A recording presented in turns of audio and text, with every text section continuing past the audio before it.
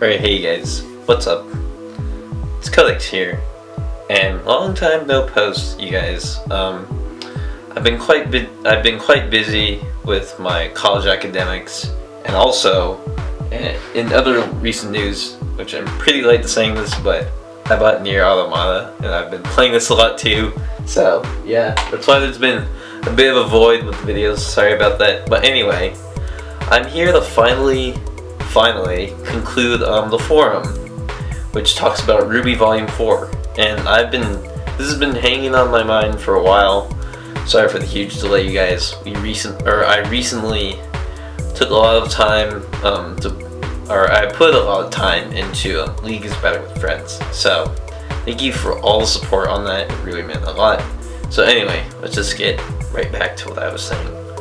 So yeah, RWBY Volume 4 ended a really long time ago, I think. I think it ended at least, like, I think it was either last month or the month before. But yeah.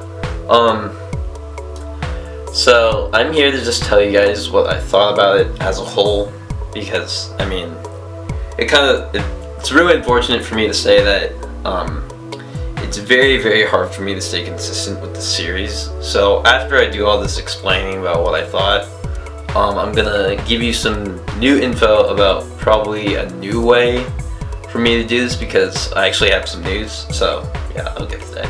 So RWBY Volume 4 explored Team RWBY, but it was in this very interesting sort of like character by character arc perspective. I don't know if any of you guys have read the book Game of Thrones, but in Game of Thrones, the idea is that it gives one character's perspective, and then it goes to another in the next chapter, and it kind of like, sometimes it'll rotate or it'll go back and forth and then introduce new characters. So I believe they really explored that this volume, and in my personal perspective, I actually think that was really cool. But the only thing that was interesting though is because, I mean, no one was ever together. Team RWBY was never a unit.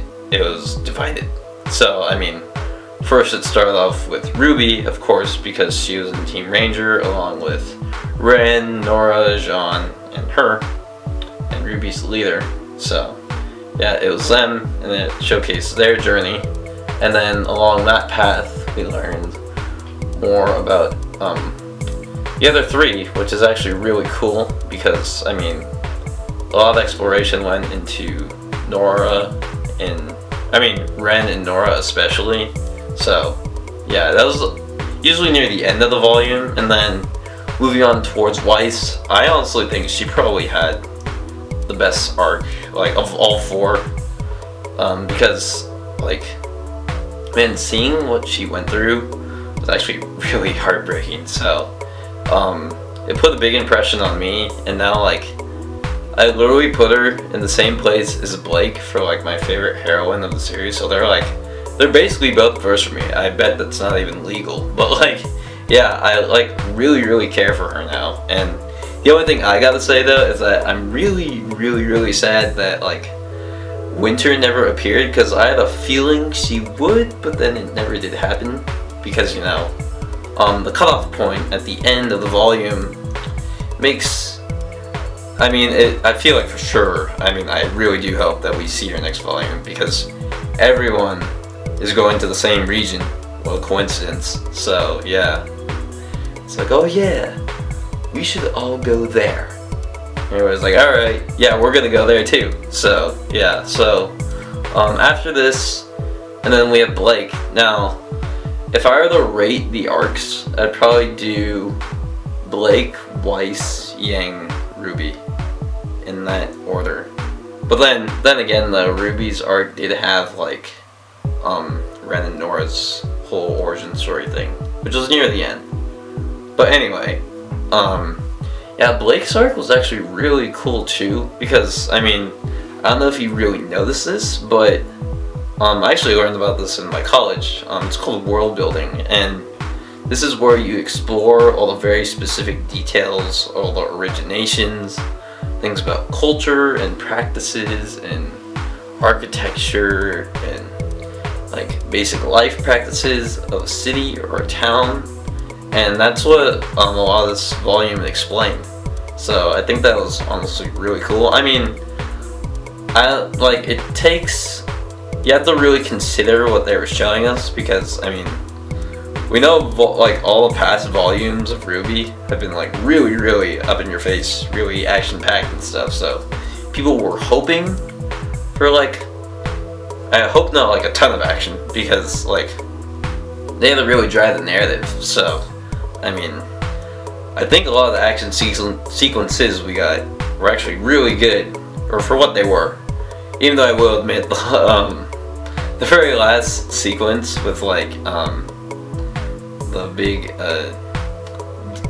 Grim on the horse, and then like it was like a waving inflatable tube or Arm Man for like the Grim, and I was like, wait, I thought people were kidding about this, because I saw it on my social media right before I watched it, and I was like, this better not be true. And then I watched it and I was like, wait, oh, it's true.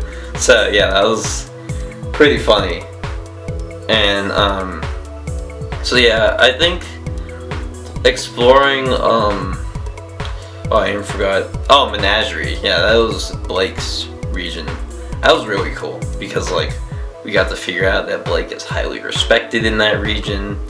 Her family's actually really wealthy, which is like, what? And then yeah, so I think her arc was cool. And then like we found out about Ilya, which is another White Fang member that Blake had connections to. So that's kind of interesting. Now there's another character there.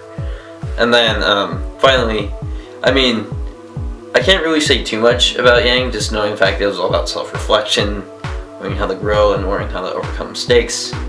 So that was that. Although the one really cool part about her was like when she was finally testing out the new arm, like the prosthetic one that was like especially made by Ironwood apparently, and then like she spray painted it, and then like this was like near the very, very end of the last chapter, and everybody's heading towards I actually forgot what region they're heading towards, but yeah, everyone, wait, was it Vacchio?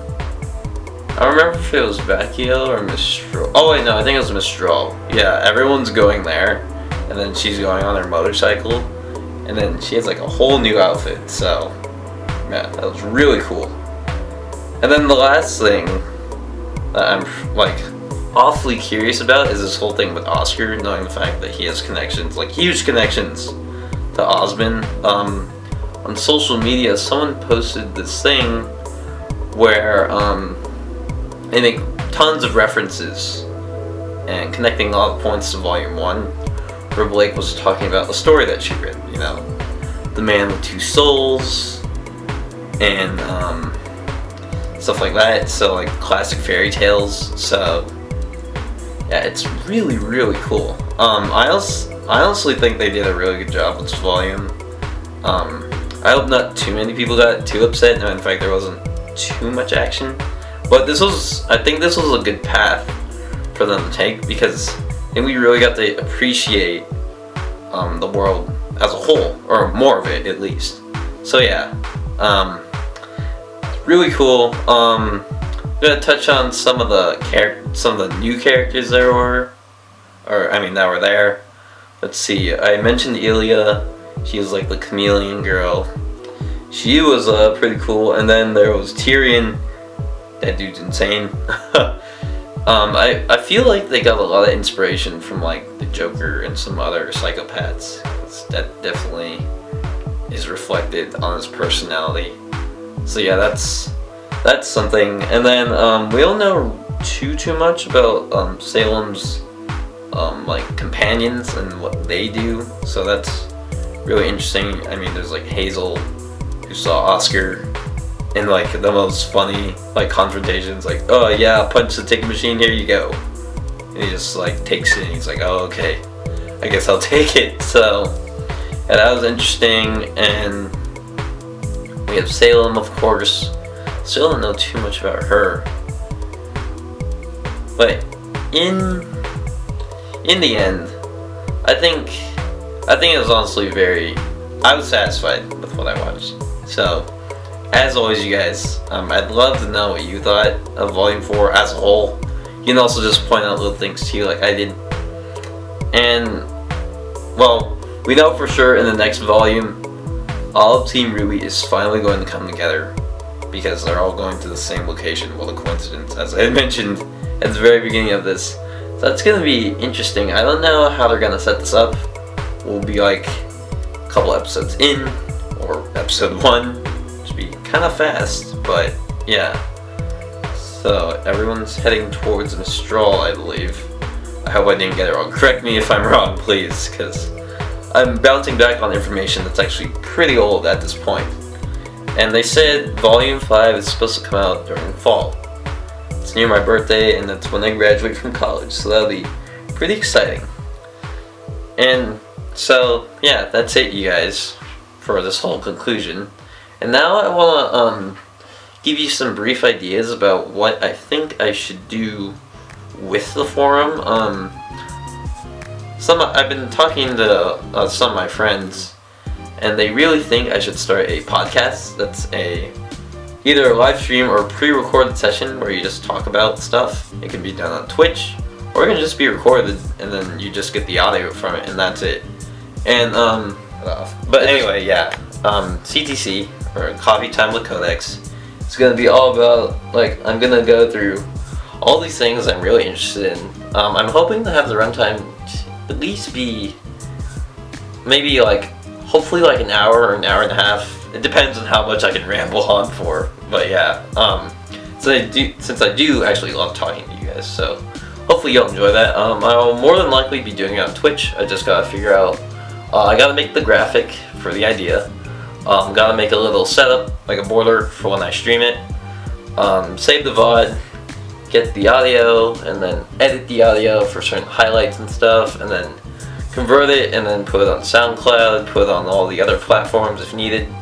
And yeah, so getting back to what it's about, talking about my life, what I think about the channel, things happening in esports, things happening in video games, even movies if I get to it, recent interests, even things about like technology. I'm never gonna touch any controversial things. I do not like talking about those stuff, so do not expect any things like that. Mostly gonna be about anime, esports, life, the channel,